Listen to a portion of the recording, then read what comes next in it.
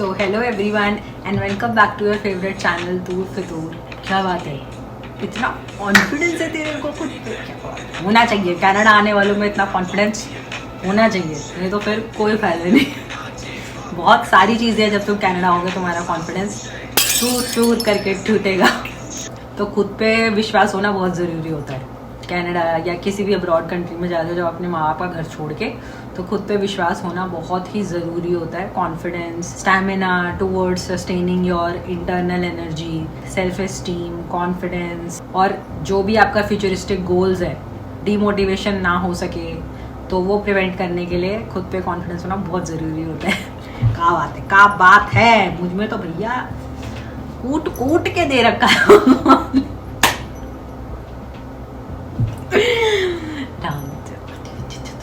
Okay, तो video start करते हैं। तो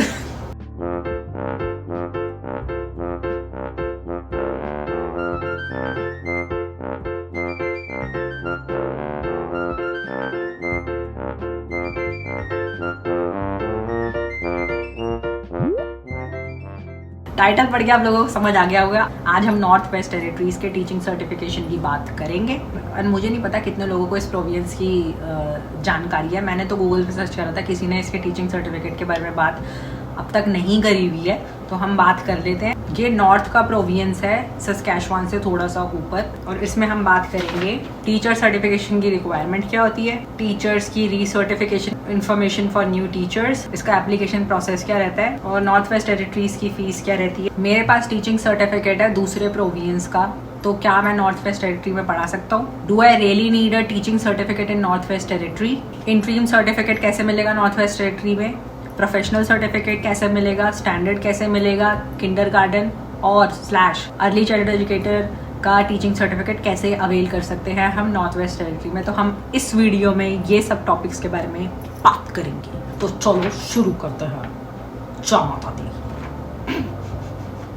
ओके, तो नॉर्थ वेस्ट टीचर सर्टिफिकेशन किनको मिलेगा? All teachers are required to have an interim professional और interim vocational aboriginal language और किंडरगार्टन सर्टिफिकेट। तो नॉर्थ वेस्ट टेरिटरी में बेसिकली इंट्रीम प्रोफेशनल या interim vocational, aboriginal language और kindergarten का certificate मिलता है। ठीक है, तो ये इन प्रकार के आपको सर्टिफिकेट मिलेंगे। तो 3 कैटेगरीज है टीचिंग सर्टिफिकेट की नॉर्थ वेस्ट टेरिटरी में। एक है इंट्रीम सर्टिफिकेशन।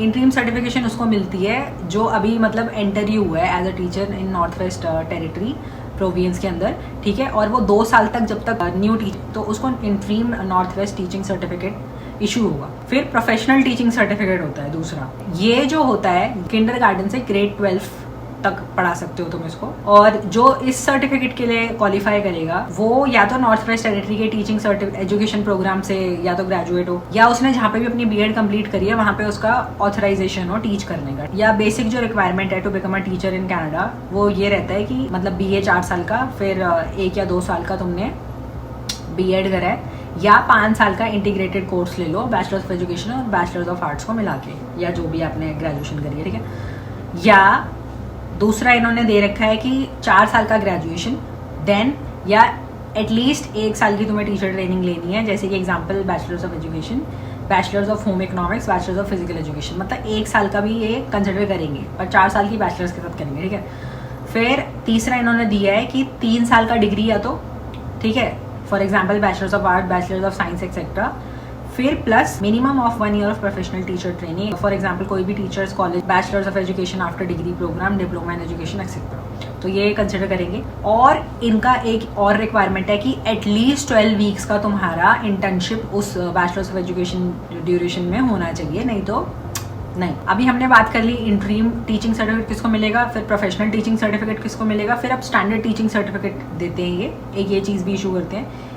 ये आपको ऑथराइज करेगा to teach from junior kindergarten up to grade 9 तक। तो प्रोफेशनल आपको किंडरगार्टन से ग्रेड 12 का परमिशन देता है, स्टैंडर्ड वाला आपको किंडरगार्टन से ग्रेड 9 का परमिशन देता है पढ़ाने के लिए। और जो स्टैंडर्ड टीचिंग सर्टिफिकेट है ये उनको इशू होता है any individual who have completed a 2 year teacher education programme as a minimum requirement. तो इन्होंने कुछ एग्जांपल्स दे रखे हैं ऑफ एक्सेप्टेबल प्रोग्राम्स। या तो आपने नॉर्थ वेस्ट टेरिटरी के टीचर एजुकेशन प्रोग्राम से पढ़ाई करी हो, या आपने 3 या 4 साल का कोई टीचर एजुकेशन प्रोग्राम कराओ where no degree was awarded but certification from the home jurisdiction was awarded. तो ये इनका बेसिक क्राइटेरिया है इंट्रीम, प्रोफेशनल, स्टैंडर्ड। फिर इनके कुछ स्पेशलिटी टीचिंग सर्टिफिकेट्स भी है नॉर्थ वेस्ट टेरिटरी में, जैसे कि वोकेशनल टीचिंग सर्टिफिकेट हो गया, एबोरिजिनल लैंग्वेज टीचिंग सर्टिफिकेट हो गया, किंडरगार्टन टीचिंग सर्टिफिकेट हो गया। I am sure like vocational teaching certificate में इंडियन कैटेगरी इतनी फिट इन नहीं होगी, और एबोरिजिनल तो मतलब इंडिजीनियस लैंग्वेज जो क्री, मेटिस ये लैंग्वेजेस पढ़ाता है, उनका तो इंडियंस का इससे कोई लेना देना नहीं है। पर किंडरगार्टन टीचिंग सर्टिफिकेट की बात कर लेते हैं, ये उन लोगों को मिलेगा।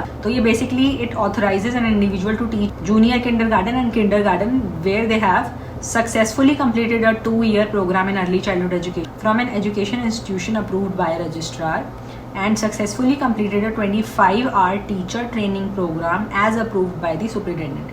तो जिसने भी भैया वो करी हुई है क्या कहते हैं DLED वगैरह, उनके लिए है ये।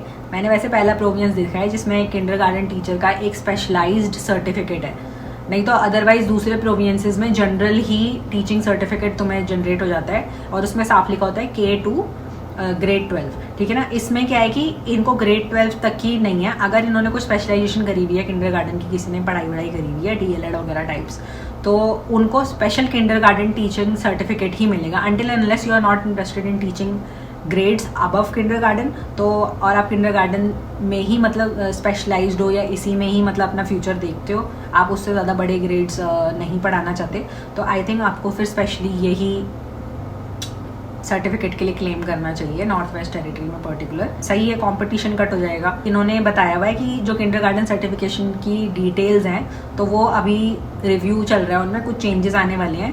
तो अब हम एप्लीकेशन प्रोसेस की बात करते हैं for professional teaching certificate. And interim teaching certificate is valid for 2 school years as I have told you in the beginning. After 2 years of successful teaching in Northwest Territory, a teacher must apply for a professional teaching certificate.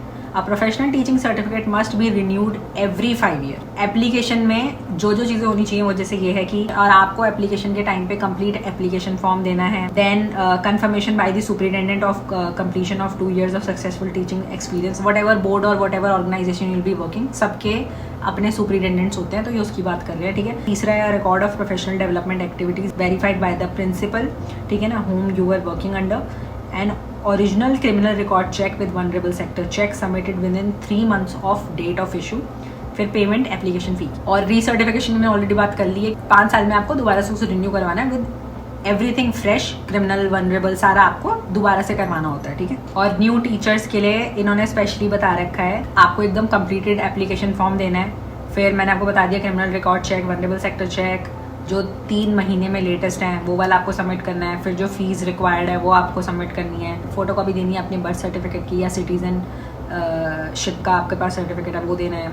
अगर आपका कभी नाम change हुआ था तो उसका certificate देना है। फिर आपकी एम्प्लॉयमेंट सच्ची में पक्की है।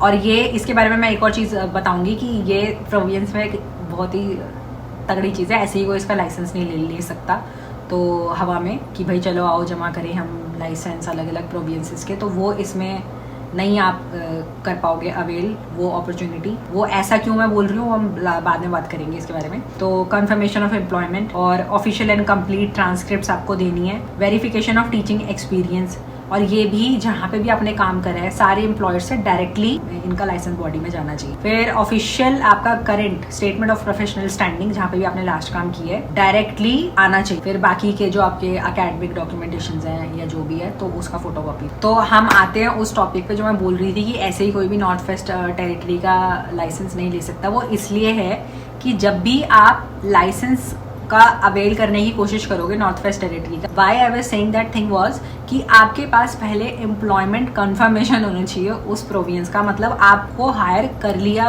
होना चाहिए किसी भी एम्प्लॉय को, या आप रिक्रूट हो गए हो। रिक्रूट भी आपको किस बेसिस पे करेंगे, आपकी प्रोफाइल और सारा इवैल्यूएशन हर चीज बेसिस पे, मतलब इंटरव्यू वगैरह तो है ही है, पर आपके एकेडमिक और प्रोफेशनल सारे क्रेडेंशियल्स चेक करके कि हाँ भाई इस बंदे का तो गारंटी है।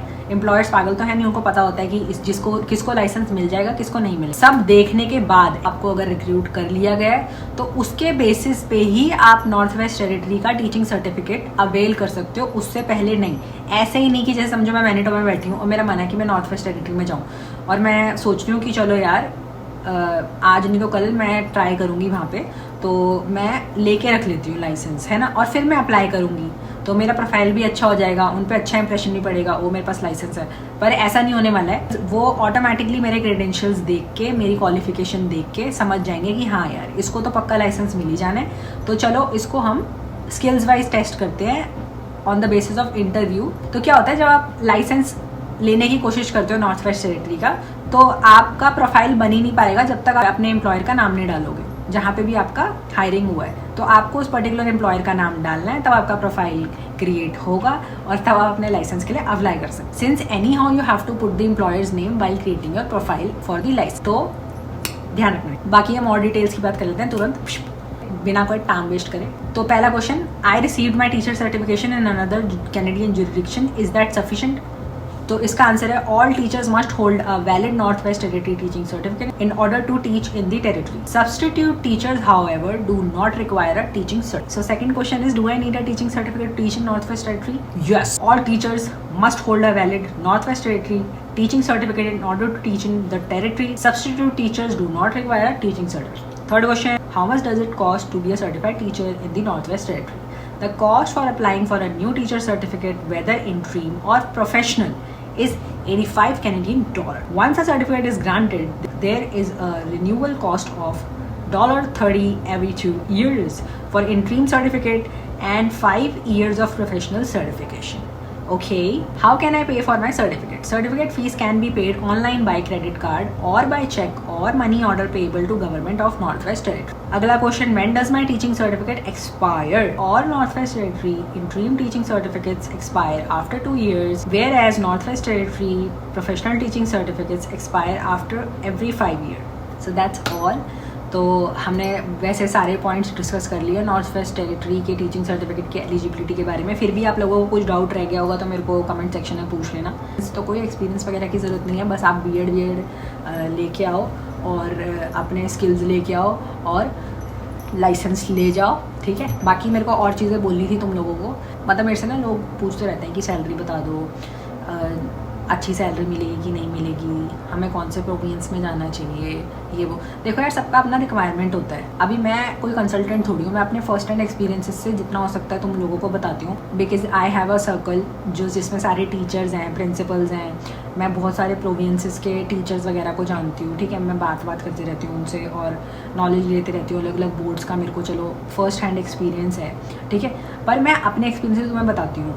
अभी मेरे को पता है कि ऑन्टेरियो का क्या सीन चल रहा है, चलो इस प्रोविंस का क्या है ये वो, पर हो सकता है सबका लक भी तो मैटर करता है ना, तो तुम इतना मत परेशान हुआ करो। अभी जैसे मैं एक बार टीचिंग सर्टिफिकेशन का ये अपना सीरीज़ ख़त्म कर दूँ, उसके बाद I will make a video. मैंने जैसे प्रॉमिस किया था अपनी फर्स्ट वीडियो में, टीचिंग सर्टिफिकेट की वीडियो में, कि मैं सारे प्रोविंस का बेसिक सैलरी गवर्नमेंट उसका, ठीक है ना, मैं कंपेयर करूँगी, तो तुम देख लेना कि तुम्हें कौन से प्रोविंस में जाना है। तो मैं गवर्नमेंट उस पर बता दूँगी, क्योंकि प्राइवेट का तो देखो हर जगह ही कम सैलरी है। प्राइवेट का सैलरी ऐसे ही रहता है, मतलब 38,000 कैनेडियन डॉलर से लेके मतलब ऐसा 50 तक रहेगा, ठीक है। और गवर्नमेंट का भी मतलब डिपेंड करता है, क्लास 1 से लेके क्लास 7 तक जाता है हर प्रोविंस का। जैसे किसी प्रोविंस में सैलरी क्लास 1 से क्लास 5 ही है, किसी में क्लास 1 से क्लास 6 है, किसी में क्लास 1 से क्लास 7 है, तो सबका डिफर करता है। मैक्सिमम क्लास 7 सैलरी होता है, ठीक है। तो क्या होता है, कैसे होता है, we will discuss in that video, so be patient, आप वेट करो। इतना भाई वो मत लेके आओ, यहाँ पे क्या कहते हैं, एक्सपेक्टेशन इतनी मत लेके आओ, नहीं तो तुम्हें दर्द होगा बाद में। जब मैं स्टूडेंट थी और मजदूरी करती थी भाई, मेरे को कोई सपना नहीं था नौकरी वोकरी का, मतलब मैं कुछ सोचती नहीं थी। शायद तुम जब चेज़ नहीं करते तब भगवान तुम पे आशीर्वाद बरसा देते हैं, क्योंकि भगवान को पता है कि भाई है ना, ठीक है भाई इंसान मेहनत कर रहा है। मतलब ऐसा इतना पागल मत हो, जैसे 10 लोग हैं फॉर एग्जाम्पल, 1-2 की जॉब बहुत अच्छी जगह लग जाएगी, 2-3 की मतलब मीडियोकर वाली लगेगी, ठीक है ना, टीचिंग की बता रही हूँ मैं, और बाकी अभी भी जॉब ढूंढ रहे हैं। तो ये एग्जाम्पल है, ठीक है यार, मैं तुम्हें सही बता रही हूँ। ये रेशियो मतलब more than 50% of the people, मतलब even after having masters degree from Canada, they are striving really hard to get a job, ठीक है। वो बहुत सफ़र कर रहे हैं, बहुत ज़्यादा परेशान है। कनाडा का यही हिसाब चल रहा भाई, इतना किसी को इस हाथ में लड्डू तो किसी को इस हाथ में कुछ नहीं है, किसी को इस हाथ में लड्डू तो किसी को इस हाथ में कुछ नहीं है। तुम समझो मैं क्या कह रही हूँ।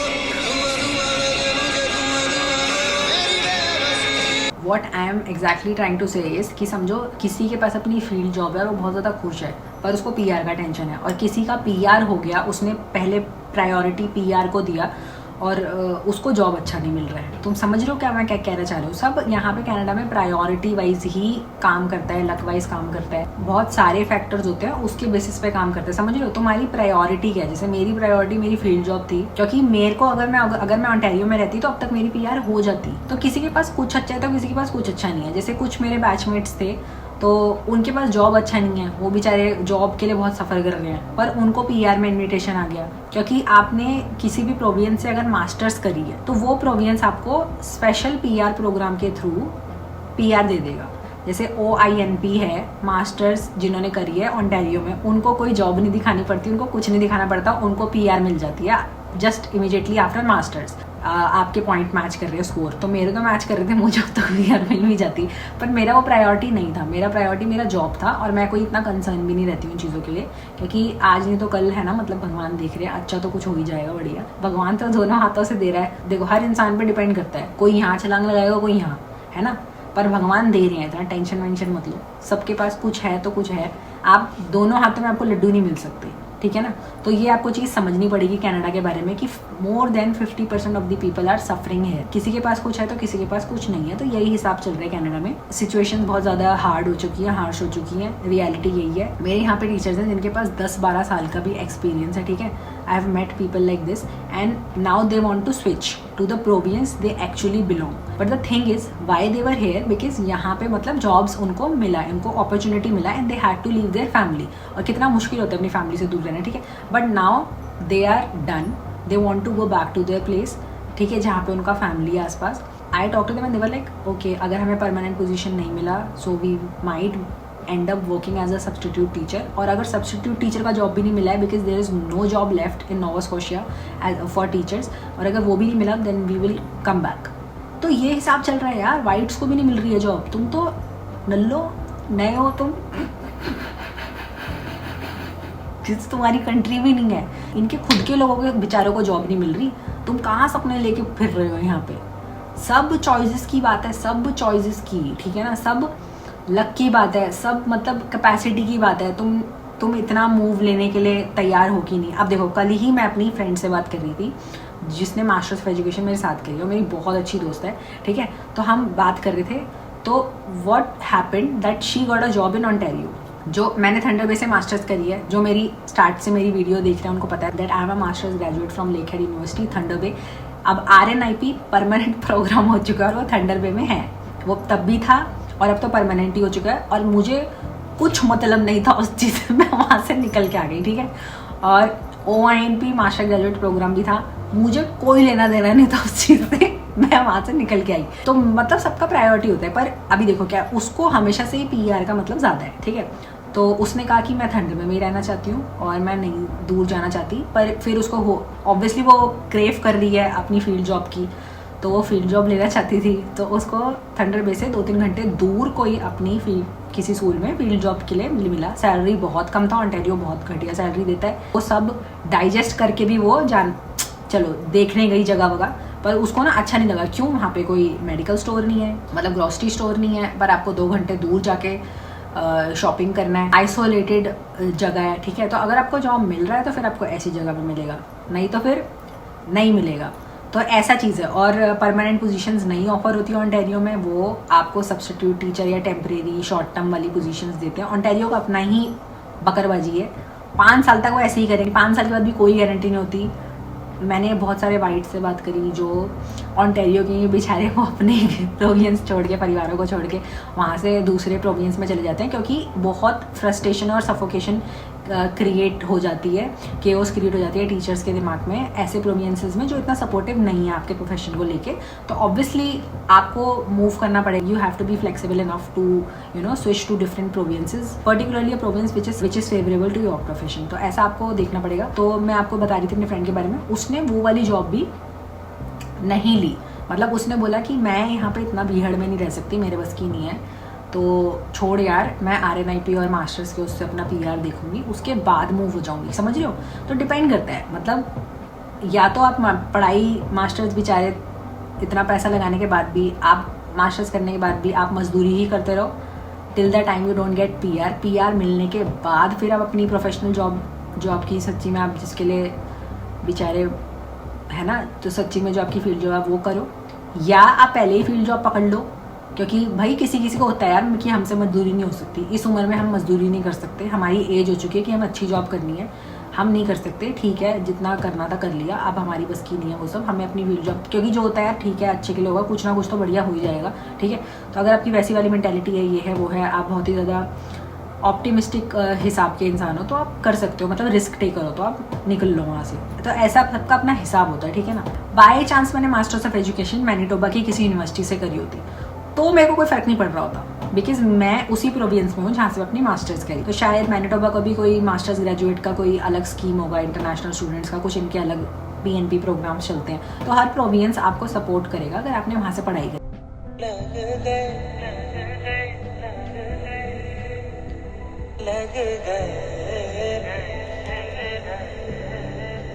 तो आप हर चीज़ के लिए रेडी रहो, इतने ख्वाब मत सजाओ। जब आप इधर आओगे, मेहनत करोगे, लोगे जॉब, आप अपने फर्स्ट हैंड एक्सपीरियंसेस से सीखोगे और या लोगों के एक्सपीरियंसेस या मिस्टेक से सीखोगे, तो ही आप ग्रो करोगे, है ना। और इतना पैसा खर्च करके आते हो माँ बाप का, मैं हमेशा अपनी वीडियो में यही बात बोलती हूँ कि इतना पैसा खर्च करके आते हो माँ बाप का, और आप खुद पे भी कुछ विश्वास होगा तभी तो इतना बड़ा डिसीजन लेके आए हो ना। वहीं भाई आसान नॉर्मल आदमी नहीं आ सकता, जो नॉर्मल इंसान आ जाता है फिर वो वापस चले भी जाते हैं, मतलब वो डर जाते हैं कनाडा से। तो कनाडा बहुत हार्श है यार, क्लीन बोल्ड। देखो अभी मेरे पास सब है, मेरे पास सब, बंगला है, गाड़ी है, सब है, पर माँ इंडिया में बैठी है, तो फिर क्या फ़ायदा। मतलब आपको कुछ ना कुछ सेक्रीफाइस करना पड़ेगा कि या तो कुछ मतलब कुछ समय के लिए। पर मैं अपना माइंड बना के आई थी कि कैसे बना लिया तूने ऐसा माइंड यार। तो मैं अपना माइंड बना के आई थी कि मेरे को 2-3 साल मतलब ऐसा डिटैचमेंट वाला भगवान मतलब कुछ ऐसा आशीर्वाद दो कि मेरे को ऐसा कुछ रहे। भाई कुछ नहीं हुआ, मेरे को लगता है भगवान ने मेरी थोड़ी याददाश्त सी मिटा दी कि मतलब इसको नशे में रखो, बिना नशे के इसको नशे में रखो तो ये सरवाइव कर जाएगी, वरना इसका कुछ नहीं होना। ही रोती, मैं तो रोज रोती हूँ, मैं रोज रोती हूँ अपने मम्मी पापा की, मेरे को फोटो दिख जाती है, भाई बहन की दिख जाती है, मैं बहुत इमोशनल इंसान हूँ, मेरे को रोज रोना आ जाता है, पर मैं अंदर से खुश हूँ, समझ रहे हो कि नहीं, कि मुझे अच्छा लगता है कि मेरे मम्मी पापा भाई बहन बहुत खुश है कि मैं इस पोजीशन पे हूँ। मतलब वो बहुत खुश है कि इसने इतना स्ट्रगल करा और फिर इसने अच्छे डिसीजंस लिए, या जो वो कर रही है अभी खुश है वो, और हम भी खुश हैं, ठीक है ना। तो मैं उस चीज़ से खुश हूँ, पर वो मेरे से दूर है तो उसके लिए मेरे को बहुत रोना आता है, और कि मैं इतना इमोशनल हूँ, मैं इतनी चिपकू इंसान हूँ अपने परिवार से, और मुझे ही आपने ऐसा क्यों करा कि मुझे इतना दूर आके रहना पड़ रहा है। मैं दुनिया में रह के भी दुनिया से गुल रहती हूँ। अगर तुम ऐसे टैलेंट वाले लोग हो तो तुम चल जाओगे अपने स्ट्रगलिंग टाइम पे, ठीक है। तो सब डिपेंड करता है कि तुम्हारा कैसा माइंडसेट चल रहा है यहाँ पे रह के। इतना मैं इतनी बात आज इस वीडियो में इसलिए कर रही हूँ क्योंकि मतलब बहुत ज़्यादा क्यूरियस और एंजाइटी क्रिएट हो रखी है लोगों के दिमाग में। They people are very petrified, what will happen, we will spend so much money on this country and on our degrees and credentials, हमारे को क्या होगा जॉब वॉब, कुछ नहीं मालूम। एस्ट्रोलॉजर से पूछो, एस्ट्रोलॉजर भी नहीं बता पाएगा तो कनाडा में तुम्हारा क्या फ्यूचर होने वाला है। वो सब डिपेंड करता है, निर्भर करता है यार। मतलब हर दिन ऐसा कुछ पॉलिसी बदल रही है, हर दिन कुछ हो रहा है, तुम अपने जियो ना यार, मतलब आगे की छोड़ दो, किसी को कुछ नहीं पता आगे क्या होने वाला, तुम मजे करो, जियो झूम बराबर भैया, मजे करो। जैसे तुम्हें खिलते हुए चेहरे दिखते हैं वीडियो में, तुम्हें लगता होगा मेदा बहुत ज़्यादा खुश है, तुम्हें क्या लगता है मुझे कोई खौफ नहीं है अपने जीवन में, कोई खौफ नहीं है मुझे, ऐसे नहीं होता। हर इंसान के अंदर जहन में कुछ ना कुछ टेंशन्स वगैरह होती है। मुझे PR की टेंशन है, और मुझे जो रिसेंटली डेवलप हुई है टेंशन, ठीक है ना, क्योंकि इतने ज़्यादा मतलब चेंजेस आ रहे हैं कनाडा में, यू नेवर नो। पर फिर भी खुश रहो यार, मतलब कुछ नहीं तो कुछ तो दिया हुआ है, और मतलब ठीक है वो चीज़ इवेंचुअली तो हो ही जाएगी, पर कुछ ना कुछ तो हम जुगाड़ कर ही रही हैं। जो मेरे पास है वो हो सकता है दूसरे के पास नहीं हो, जो दूसरे के पास हो सकता है मेरे पास नहीं हो। तो ऐसा लालच नहीं करना, भगवान फिर नाराज हो जाएगा बेटे, नाराज हो जाएगा भगवान। तो नाराज मत करो भगवान को, खुद को भी नाराज मत करो, आत्मिक शांति रखो और खुश रहो, हड़बड़ी मत करो। इंडिया भी बहुत अच्छी कंट्री है, पाकिस्तान, आप जो भी मेरे व्यूअर हैं जिस भी कंट्री से मेरे को देख रहे हैं, बांग्लादेश वगैरह से, श्रीलंका, आपकी सबकी कंट्रीज बहुत अच्छी हैं, पर डिपेंड करता है आप अपने फ्यूचर को कैसे देखते हो, आपके ड्रीम्स क्या हैं, आपके गोल्स क्या हैं, आप अपने आप को कहाँ ले जाना चाहते हो, आपके परसेप्शंस कैसे हैं, आपकी आइडियोलॉजीज कैसी हैं, सब मैच हो रहा है आपके प्रोफेशन को लेके आपकी कंट्री में, तो अच्छी बात है, आप वहाँ पे रहो। जैसे ठीक है आप कनाडा में ज़्यादा कमाते हो, ठीक है मान लिया, पर वही पैसे अगर कनाडा में खर्च करने पड़े तो वो यूं खत्म हो जाते हैं, यूं। पर हाँ वही पैसे अपनी कंट्री में आके उड़ाओगे तो आप अमीर आदमी हो, यू आर रिच ब्रो। पर कनाडा में आप गरीब हो, ठीक। तो आप ये सब ध्यान में रखो, जहन में रखो। एक लेस का पैकेट जो 20 रुपए तुम इंडिया में लेते हो ना, वो एक लेस का पैकेट यहाँ $4 का मिलता है। तो 60 into 4 कितना होता है बच्चों? 240। तो देखो खर्चा, मतलब समझ रहे हो ना, हर चीज ध्यान में रखो। हवा में उड़ के मैंने मम्मी पापा का पैसा नाश मत करो, ठीक है? मतलब कभी भी मत भूलो कि तुम क्या ड्रीम्स लेके आए हो, यहाँ पे हवाबाजियाँ मत करो। अपने माँ बाप से बहुत ज़्यादा प्यार करो, जानवरों की सेवा करो, try to be weekend. Thank you for watching.